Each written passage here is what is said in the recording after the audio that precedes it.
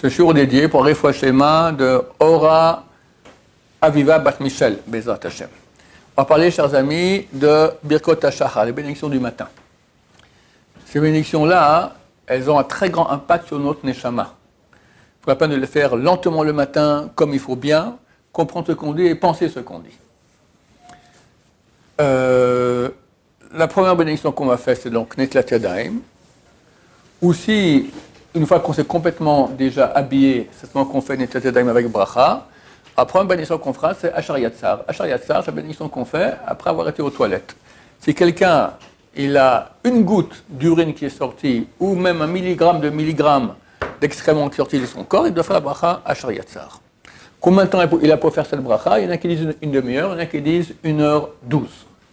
À condition qu'en attendant, il n'a pas eu de nouveau besoin d'aller aux toilettes. S'il a de nouveau besoin, ça annule la bracha qu'il aurait dû faire, et c'est trop tard.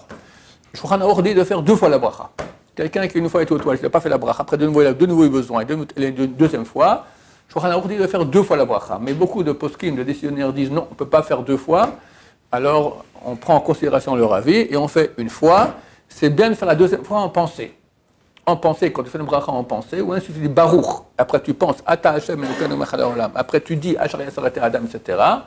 Vu que ce qui est le problème, c'est de dire le nom de Dieu en vain, si tu l'as pensé, ça va. Ce n'est pas considéré comme une bracha lebatala.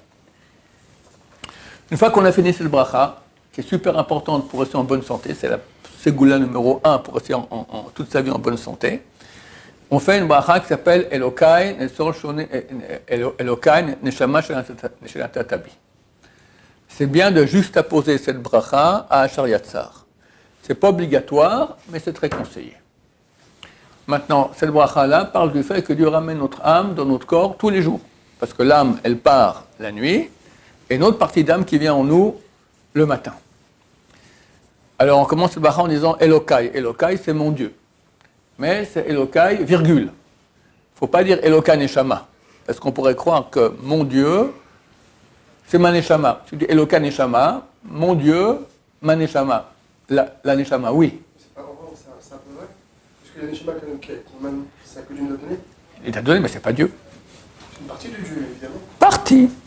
Ouais. C'est pas Dieu. D'accord? C'est Elokai Neshama, c'est mon Dieu, la Neshama. C'est faux. Donc Elokai, virgule. Neshama Shelatatabi Tehora. L'âme que tu m'as donnée, elle est pure. Ata Yetzarta, Ata Nefarta, Ata Yetzarta, Ata Berata, Ata Nefarta Bi. On dit tu l'as créé dans un autre terme aussi, et tu l'as insufflé en moi. Faire attention, si on veut parler en bon hébreu, d'accord, que la fin de ces 3 mots, Yetzarta, Nefarta et Berata, on appelle ça un mepik hei. C'est quoi mepik hei? Tu fais un hei à la fin, ha, mais avec en soufflant de l'air. Ata berata, ata nefarta, ata yesarta, bi. D'accord? C'est de la grammaire. Parce que si on dit sans cela, c'est faux grammaticalement.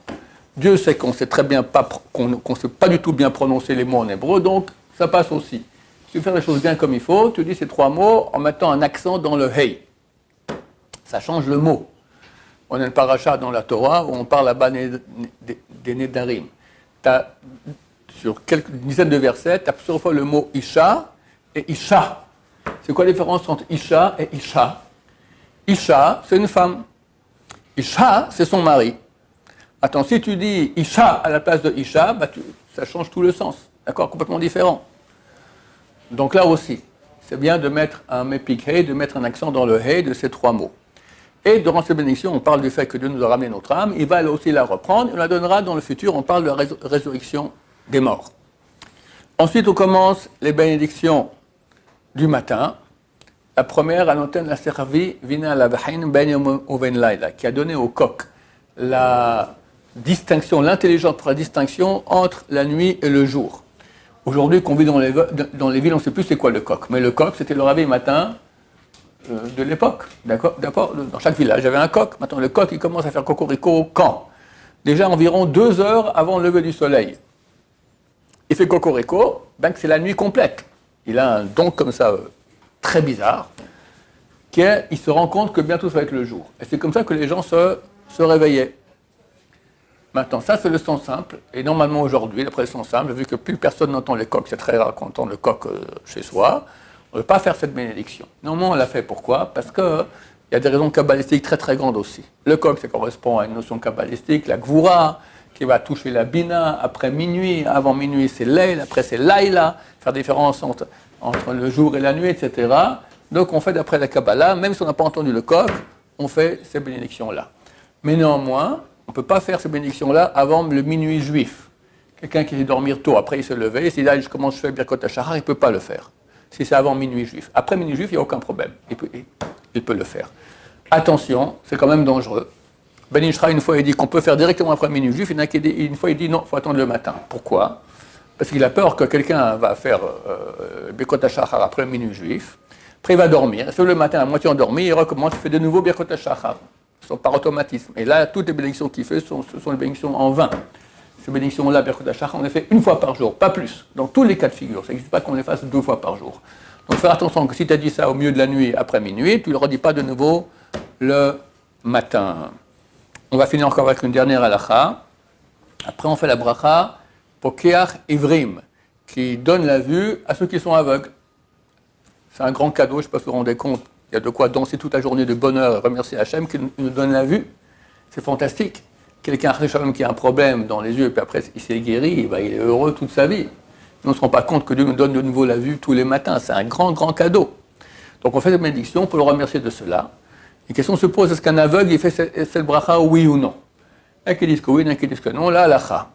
Ben Ishra il dit que oui. Alors Yosef il dit, s'il vient poser la question, on lui dit non. Mais s'il a fait, on ne lui dit rien. Il peut continuer. Baruch Adonai, l'olam, amen ve amen.